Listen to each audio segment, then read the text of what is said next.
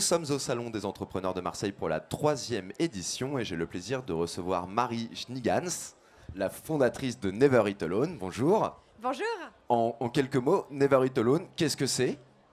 C'est une application mobile qui permet aux collaborateurs de se rencontrer lors du déjeuner. D'accord.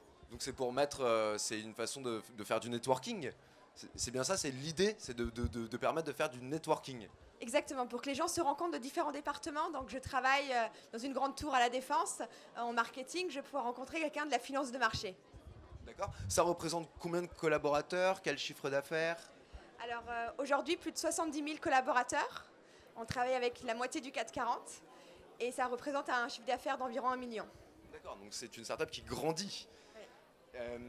Marie Schnigans, je voyais ce matin au Grand Débat, il n'y avait que des hommes sur scène. Récemment, Capital a été attaqué pour avoir fait sa couverture en mettant une photo qu'avec des hommes qui entreprennent en France. Quelle est la place de la femme dans l'entrepreneuriat en France aujourd'hui? Il y a de plus en plus de femmes dans l'entrepreneuriat et il faut en montrer, il faut qu'il y ait des rôles modèles, mais c'est quelque chose qui est en évolution positive.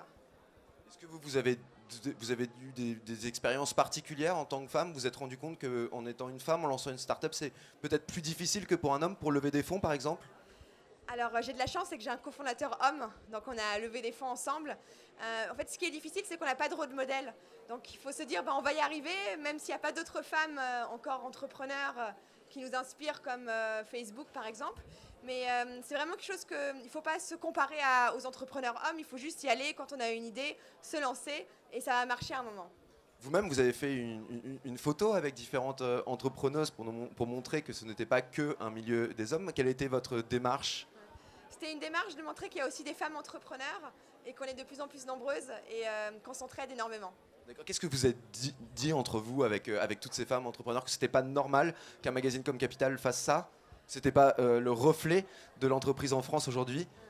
C'était plus pour montrer qu'il y a d'autres entrepreneurs, qu'il y a des femmes aussi qui peuvent réussir et de montrer l'exemple. D'accord. C'est quoi les projets pour Never Eat Alone pour 2018? Alors aujourd'hui on est 20, on est basé à Paris et à New York et on vient de sortir une plateforme ouverte qui s'appelle Workwell et qui permet d'avoir tous les services au travail. Donc je vais pouvoir commander à manger, je vais pouvoir réserver un cours de sport, faire du covoiturage, parler avec mon concierge, déjeuner avec un collègue, tout ça au sein d'une même plateforme.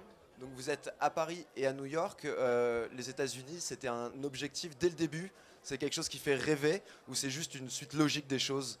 C'était une suite logique et de l'intuition. Donc on était incubé à San Francisco et on a senti que notre marché était énormément à New York. Du coup on a décidé d'aller à New York et à Paris. C'est ma ville de cœur et j'ai envie de faire changer les choses aussi en France. D'accord, merci beaucoup Marie Schnigans, donc fondatrice de Never Eat Alone. Avec plaisir.